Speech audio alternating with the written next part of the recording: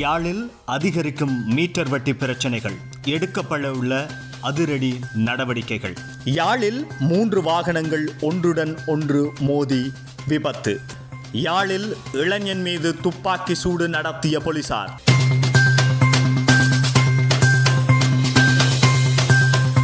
யாழில் அதிகரித்து வரும் மீட்டர் வட்டி மாஃபியாவுக்கு எதிராக மக்கள் தகவல்களை எனக்கு தரலாம் என தேசிய மக்கள் சக்தியின் யாழ் மாவட்ட நாடாளுமன்ற உறுப்பினர் இளங்குமரன் தெரிவித்துள்ளார். தனது முகநூல் பக்கத்தில் பதிவொன்றை வெளியிட்டு அவர் இதனை குறிப்பிட்டுள்ளார். அத்தோடு மக்களிடம் அதிகமான காசோலைகளை பெற்றுக்கொண்டு அதை அடிப்படையாக கொண்டு மிரட்டி அல்லது சொத்துக்களை இழக்கச் செய்தவர்களும் என்னுடன் தொடர்பு கொள்ளலாம் எனவும் அவர் கூறியுள்ளார். யாழ்ப்பாணத்தில் பணத்திற்காக வன்முறை சம்பவங்களில் ஈடுபடுபவர்கள், போதைப்பொருள் கடத்தல்களில் ஈடுபடுபவர்கள், வட்டிக்கு பணம் வழங்கியவர்கள் தொடர்பில் யாழ்ப்பாண குற்றத்தடுப்பு பிரிவினரால் விசாரணைகள் ஆரம்பிக்கப்பட்டுள்ளன. முதல் கட்டமாக 8 பேருக்கு எதிராக விசாரணைகளை ஆரம்பித்துள்ள போலீசார் அவர்களில் 5 எதிராக யாழ்ப்பாண நீதவான் நீதிமன்றில், 3 எதிராக மல்லாகம் நீதவான் நீதிமன்றிலும் வழக்குகள் தொடரப்பட உள்ளன என்பது குறிப்பிடத்தக்கது. யாழ்ப்பாணம் கோப்பாய் சந்தியில் இன்று காலை இடம்பெற்ற வாகன விபத்தில் ஒருவர் படுகாயமடைந்த நிலையில் சிகிச்சைக்காக யாழ்ப்பாணம் போதனா வைத்தியசாலையில் சேர்ப்பிக்கப்பட்டுள்ளார்.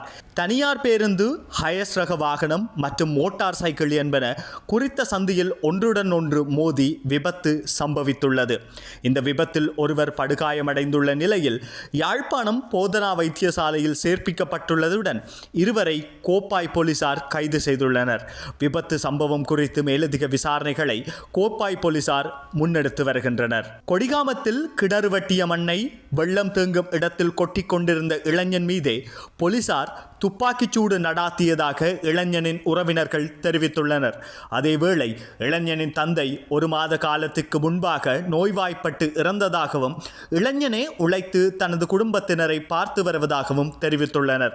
கொடிகாமம் பகுதியில் நேற்றைய தினம் வெள்ளிக்கிழமை இரவு போலீசார் மேற்கொண்ட துப்பாக்கி பிரயோகத்தில் அப்பகுதியைச் சேர்ந்த மாணிக்கவாசகர் மதுசன் என்ற இளைஞரே படுகாயமடைந்து ஆபத்தான நிலையில் யாழ் போதனா வைத்தியசாலையில் சிகிச்சை பெற்று வருகின்றார்.